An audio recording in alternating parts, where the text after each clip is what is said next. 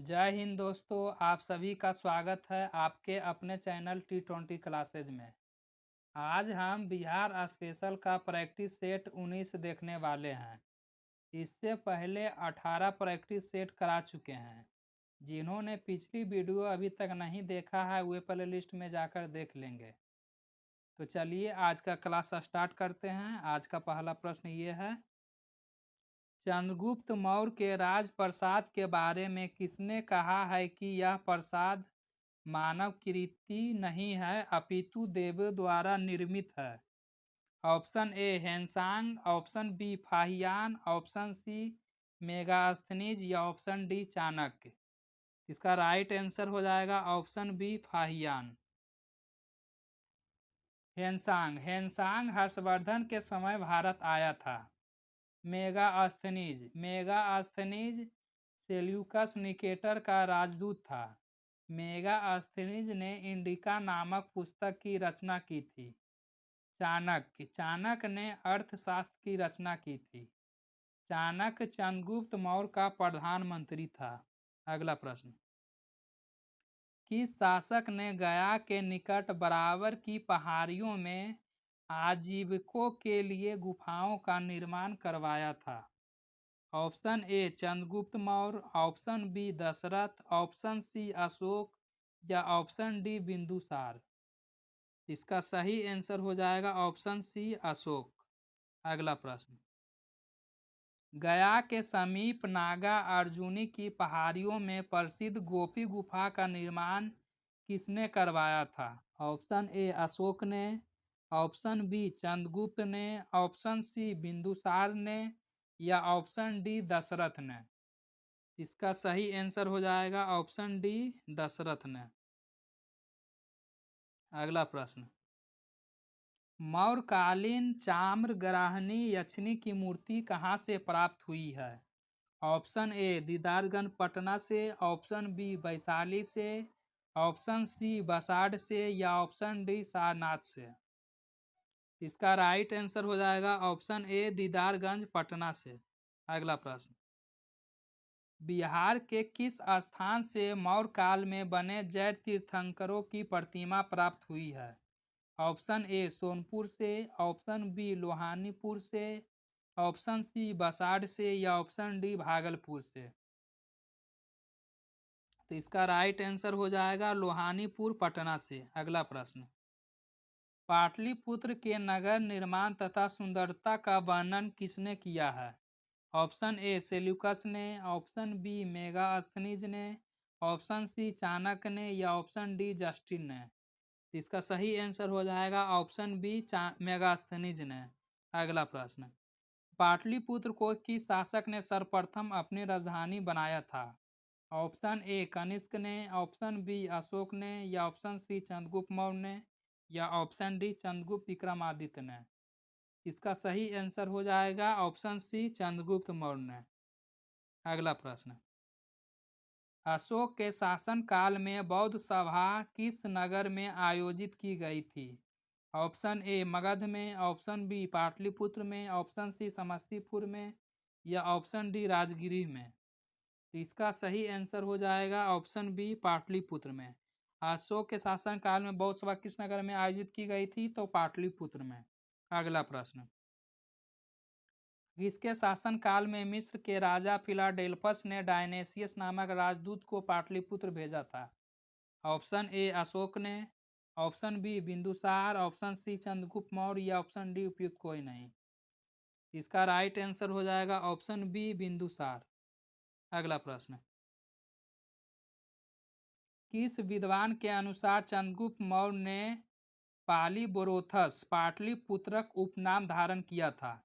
Option A William Jones, option B Plutarch, option C Justin या option D अस्ट्रेबो।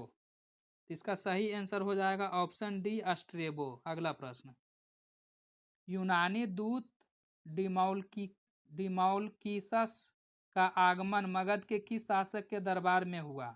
Option A Chandragupta Maurya, option B Bindusara, option C Ashoka या option D वृद्धरथ। इसका right answer हो जाएगा option B Bindusara. अगला प्रश्न, केवल वह स्तंभ जिसमें अशोक ने स्वयं को मगध का सम्राट बताया है। ऑप्शन ए मौस्की का लघु स्तंभ, ऑप्शन बी रुमेनदेही स्तंभ, ऑप्शन सी कीन स्तंभ या ऑप्शन डी भाबरू स्तंभ। तो इसका सही आंसर हो जाएगा क्या? आप लोग जवाब देंगे इसका। इसका सही आंसर हो जाएगा ऑप्शन डी भाबरू स्तंभ में। भाबरू स्तंभ में अशोक ने स्वयं को मगध का सम्राट बताया है। अगला प्रश्न, बराबर की गुफाओं का उपयोग किसने आश्रय गृह के रूप में किया था? ऑप्शन ए आजीविकों ने, ऑप्शन बी थारुओं ने, ऑप्शन सी जैनों ने या ऑप्शन डी तांत्रियों ने। इसका सही आंसर क्या हो जाएगा? इसका सही आंसर हो जाएगा ऑप्शन ए आजीविकों ने। अगला प्रश्न, अशोक की राजधानी कहाँ थी? Option A Pataliputra, option B Sanchi, option C Varanasi या ऑप्शन डी उज्जैनी। तो इसका सही आंसर हो जाएगा ऑप्शन ए पाटलिपुत्र। अगला प्रश्न, मौर्य काल में पाटलिपुत्र का प्रशासन 30 नागरिकों की एक सभा संचालित करती थी जो 5-5 सदस्यों की 6 समितियों में संगठित थी। यह कथन किसका है? ऑप्शन ए चाणक्य का, ऑप्शन बी डिमाकिलिसस का, ऑप्शन सी मेगास्थनीज का या ऑप्शन डी फाहियान का। इसका सही आंसर हो जाएगा मेगास्थनीज का। अगला प्रश्न, मौर्य प्रशासन के संबंध में कौन सा कथन सही है? इसका सही हो जाएगा उपयुक्त सभी। ये सभी कथन सही है। यह केंद्रीयकृत था, करों का बोझ अधिक था, प्रशासन तंत्र कठोर था। अगला प्रश्न, अशोक के संबंध में कौन सा कथन सही है? उसने धर्म विजय की नीति अपनाई, सही है। उसने विदेश से संबंध स्थापित किए, ये भी सही है। उसने प्रजा हित और कल्याण के उपाय किए, ये भी सही है। इसका हो जाएगा ऑप्शन डी उपयुक्त सभी सही है। अगला प्रश्न, देवनाम प्रिय के नाम से किस शासक ने अपने आप को संबोधित किया है? Option A Ajatashatru, option B Ashoka, option C Kala Ashoka या ऑप्शन डी कनिष्क। इसका राइट आंसर हो जाएगा ऑप्शन बी अशोक ने। देवनाम प्रिय के नाम से किस शासक ने अपने आप को संबोधित किया है? तो अशोक ने। अगला प्रश्न, धम्म महामात्र के कार्य क्या थे? ऑप्शन ए धम्म नीति या क्रियान्वयन, लोगों के बीच दान वितरण, जन कल्याण के उपाय। ये हो जाएगा उपयुक्त सभी। ये सभी कार्य धम्म महामात्र के थे। अगला प्रश्न,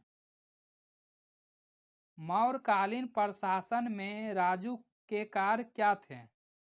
ऑप्शन ए न्यायिक, ऑप्शन बी ग्रामीण प्रशासन, ऑप्शन सी राजस्व का विभाग या ऑप्शन डी उपयुक्त सभी। तो इसका हो जाएगा राइट आंसर उपयुक्त सभी। ये सभी कार्य राजू के थे। अगला प्रश्न, मौर्यकालीन विद्वानों में किनका नाम आता है?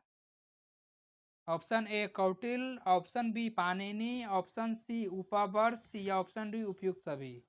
इसका सही आंसर हो जाएगा ऑप्शन ए कौटिल्य। अगला प्रश्न, मौर्यकालीन स्थापत्य के सुंदर उदाहरण है। ऑप्शन ए पाटलिपुत्र स्थित राजप्रसाद के अवशेष, दीदारगंज के पक्षी बराबर की गुफाएं। इसका राइट आंसर हो जाएगा उपयुक्त सभी। ये सभी मौर्यकाल स्थापत्य के सुंदर उदाहरण है। अगला प्रश्न, अशोक के धम्म नीति की जानकारी मिलती है किससे? द्वितीय स्तंभ लेख से, 7वें शिलालेख से, द्वादश शिलालेख से या उपयुक्त सभी से। इसका राइट आंसर हो जाएगा उपयुक्त सभी से। अगला प्रश्न, अशोक के किस अभिलेख में दान और धम्म दान के अंतर को स्पष्ट किया गया है? इसका राइट आंसर हो जाएगा ऑप्शन सी नवम शिलालेख में। अगला प्रश्न, मौर्य साम्राज्य के पतन में कौन सा कारण शामिल नहीं है? इसका सही आंसर हो जाएगा ऑप्शन सी आर्थिक संकट। अगला प्रश्न, मौर्य साम्राज्य के उपरांत मगध पर किस वंश का शासन स्थापित हुआ? इसका सही आंसर हो जाएगा शुंग वंश का। अगला प्रश्न, शुंग वंश का संस्थापक कौन था? इसका राइट आंसर हो जाएगा ऑप्शन ए पुष्यमित्र शुंग। अगला प्रश्न, किस शुंग शासक ने पाटलिपुत्र में स्थित कुकुटराम विहार को 3 बार नष्ट करवाने का प्रयत्न किया था? तो ऑप्शन सी पुष्यमित्र ने। अगला प्रश्न, पाटलिपुत्र पर यवन डेमेट्रियस का आक्रमण किस वंश के शासन काल में हुआ? इसका सही आंसर हो जाएगा ऑप्शन डी, शुंग वंश के समय। अगला प्रश्न, पाटलिपुत्र पर डेमेट्रियस का आक्रमण कब हुआ था? इसका सही आंसर हो जाएगा 185 ईसा पूर्व।